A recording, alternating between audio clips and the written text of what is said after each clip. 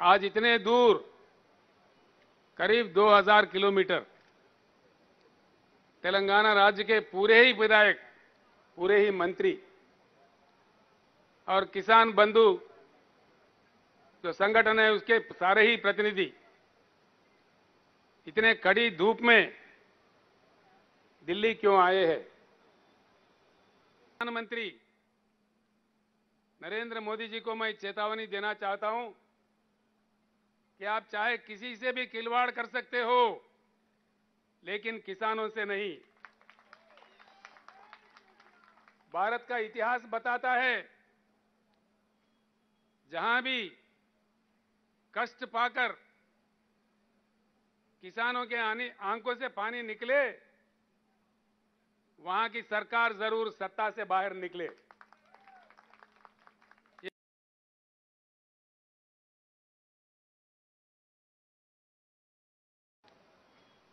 जहां भी कष्ट पाकर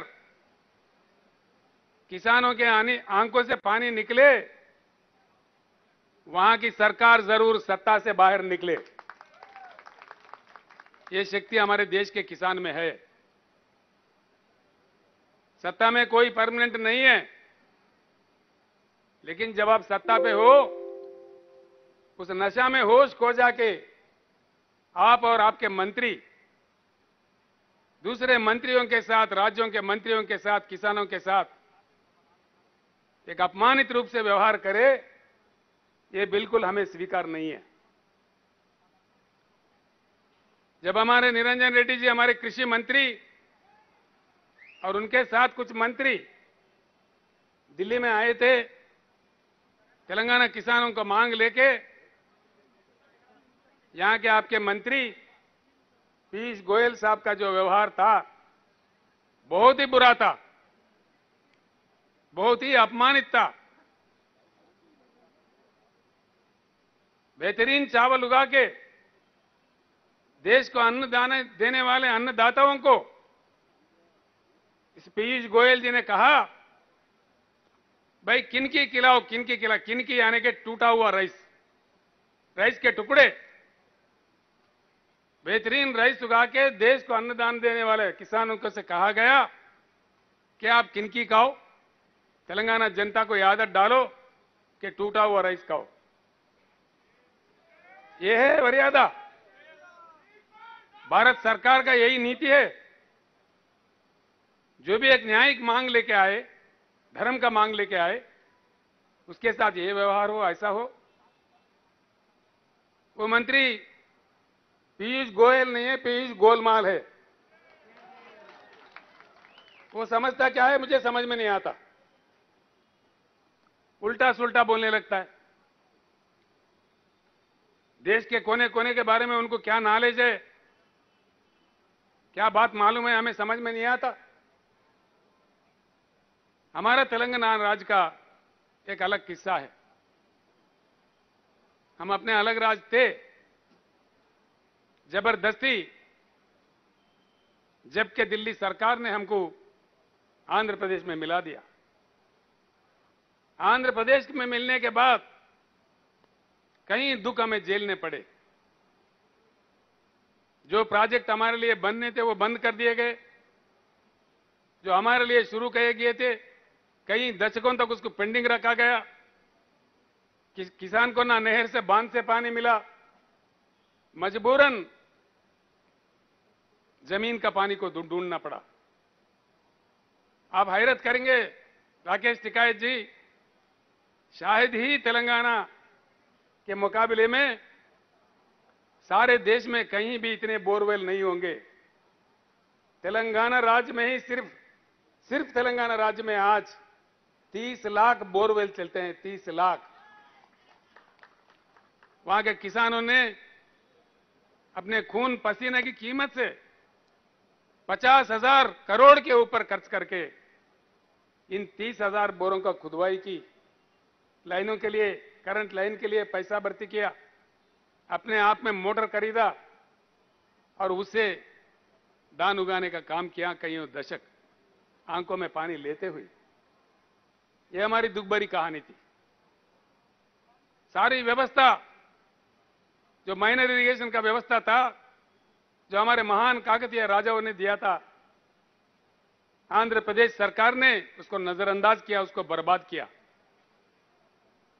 उसके बाद जमीन में पानी नीचे गया 800 फीट में, 1000 फीट में, 900 फीट में पानी मिलता था। खेत उगाओ, बीच अदर में सूख जाओ, बिजली 5-6 घंटा भी सही नहीं आता। अब क्या करे किसान? एक जिला है जी महबूबनगर, उस जिले का आबादी है 35 लाख। वहां से 20 लाख लोग पेट हाथ में लिए मजदूरी करने देश के कोने कोने में जाते थे।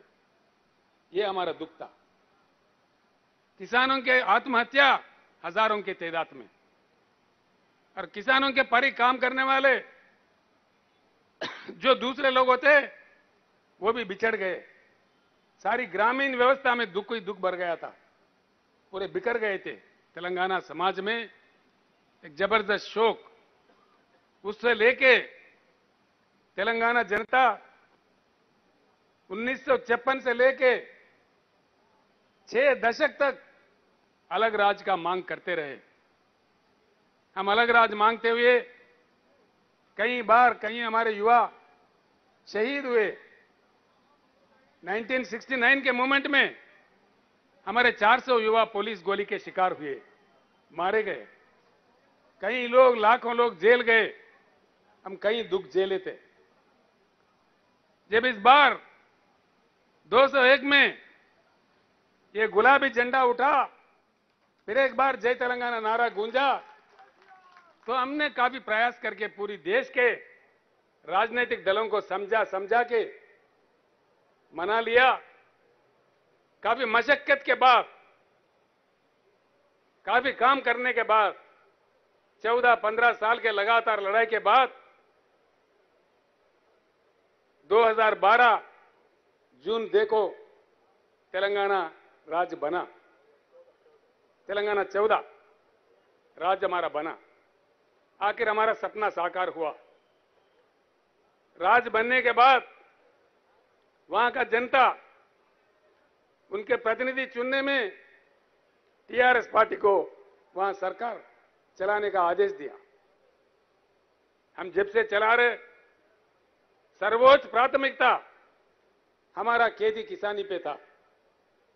हम सारे जलाशय, जो तालाब गांव गांव में होता है, 46,000 तालाबों का पुनरावृत्ति किया मिशन काकतीय के नाम।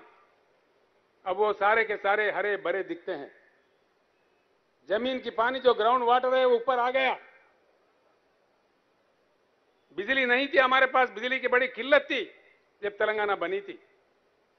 काफी कोशिशों से कई हजारों करोड़ खर्च करके हिंदुस्तान का इकलौता राज्य, एक ही राज्य है आज हिंदुस्तान में 24 घंटा हर किसी को क्वालिटी पावर देता है। आज हम देखते हैं सारे देश में जंग। प्रधानमंत्री के खुद के गुजरात राज्य में भी किसान उमड़ पड़े हैं रोडों पे करंट का मांग करते हुए। सारे हिंदुस्तान परेशान है। लेकिन मैं फख्र से कह सकता हूं, एक ही तेलंगाना राज्य है जहां हर किसी को 24 घंटा उत्तम दर्जे का पावर दिया जाता है। और खास तौर पर आपने अपने भाषण में जो कहा, किसानों के लिए 24 घंटा मुफ्त करंट देने वाला एक ही एक राज्य है हिंदुस्तान में, तेलंगाना राज्य। हमारे तालाबें भर गई, बिजली सही हुई, 30 लाख बोर काम करने लगे, हमारे पैदावारी लाजमी है बढ़ेगी। और पीयूष गोलमाल कहते हैं, भाई क्या चमत्कार किया तेलंगाना ने। हां किया जी, चमत्कार ही किया। अगर आप नहीं समझेंगे हम क्या करेंगे।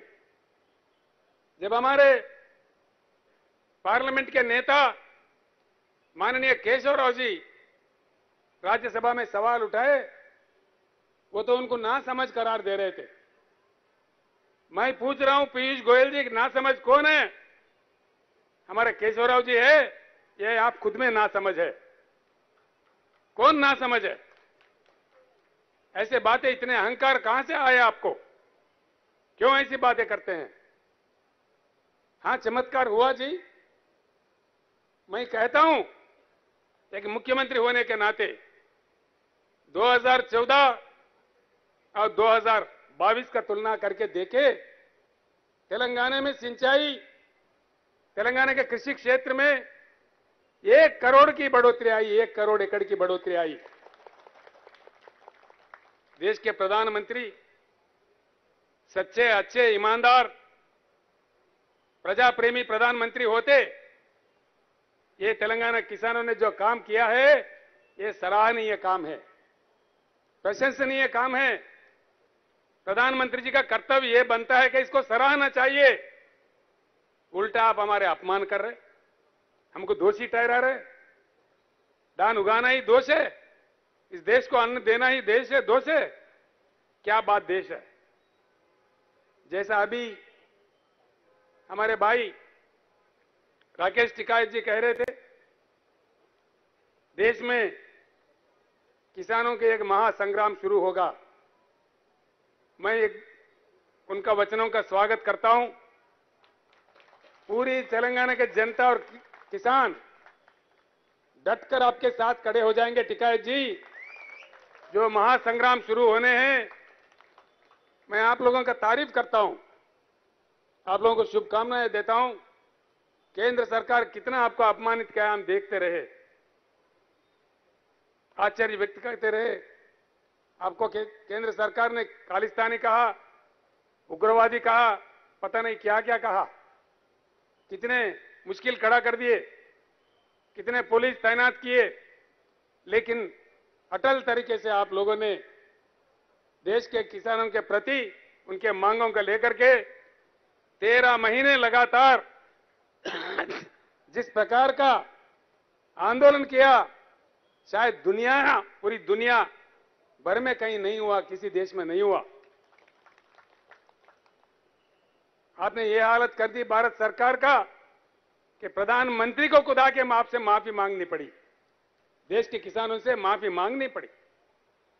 हमारे प्रधानमंत्री तो माफी के सौदागर है, जब कभी चुनाव आता है वो माफी मांग लेते हैं। कुछ समय पहले कुछ अन्य लोगों से भी वो माफी मांगे थे, हो सकता है बाद में भी फिर माफी मांगेंगे, यही लगता है। मैं सीधी बात कहना चाहता हूं, तेलंगाना चाहता है, तेलंगाना अनुरोध करता है, डिमांड करता है, इस देश के किसान भिखारी नहीं है, भीख नहीं मांग रहे हैं। इस देश के किसान मांग रहे हैं, अपना हक मांग रहे हैं। फिर एक बार मैं प्रधानमंत्री से कहता हूं, आप एक नई एग्रीकल्चर पॉलिसी का रचना कीजिए, हम भी उसमें योगदान देंगे। आप अगर नहीं करेंगे, ये बात आपकी बस की नहीं है, आगे चल के आपको हटा देके जो नई सरकार आएगा उसके तहत नई एग्रीकल्चर पॉलिसी, जो integrated agriculture policy of India होगा, उसको हम लागू करेंगे। तेलंगाना जब लड़ने के लिए निकलता है, अंतिम विजय प्राप्त करने तक रुकता नहीं। राकेश जी, एक अजीब बात है, वो हमारे किसान धान उगाए, खरीदो बोले तो ये उल्टा पलटा बोलते हैं। बड़ा चमत्कार, इन्होंने कहा जी क्रॉप बदल दो। हमने किसानों को कहा भाई क्रॉप बदल दो। क्रॉप बदलाव की बात हमारे कृषि मंत्री कह रहे थे, सारे एमएलए कह रहे थे, सारे मंत्री कह रहे थे, गांव गांव में हमारे सरपंच भी कह रहे थे भैया क्रॉप बदलना चाहिए। लेकिन इन्हीं के दो आदमी, एक आदमी है केंद्र कैबिनेट में मंत्री किशन रेड्डी जी, दूसरे इनके पार्टी के अध्यक्ष, भारतीय जनता पार्टी के अध्यक्ष तेलंगाना राज्य के, कह रहे थे कि धान उगाओ, धान उगाओ, हम खरीदेंगे। उनको उचका के बहका के धान उगाने पर कह रहे थे कि उगाओ, हम खरीदेंगे, मुख्यमंत्री की बातों में आने की जरूरत नहीं है, ये उनका कहना था। है टीवी आपके पास?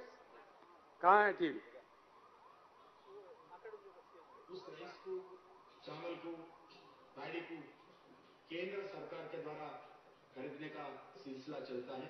मैं कल यही बताया, जो एग्जिस्टिंग जो क्रॉप है, जितने भी वो वाइल्ड राइस हो, रा राइस हो, केंद्र सरकार पूरा भारत सरकार खरीदने वाले है।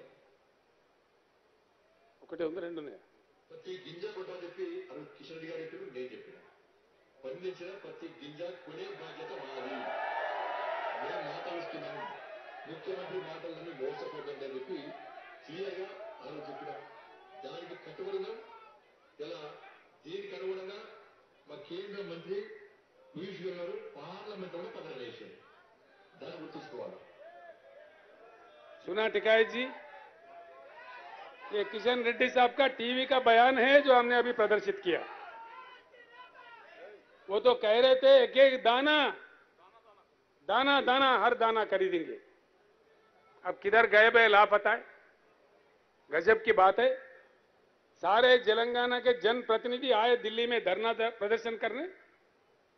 भाजपा का षड्यंत्र देखो, हैदराबाद में वो धरना कर रहे. कितने गंदी बात है. क्यों कर रहे हो भाई? किस लिए धरना कर रहे हो?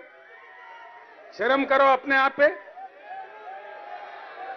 कम से कम शर्म तो होना चाहिए.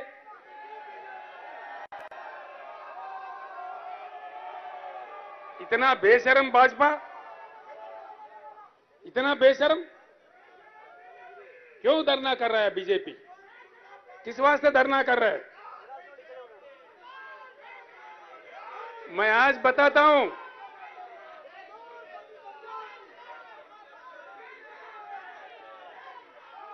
हम इतना कमजोर नहीं है.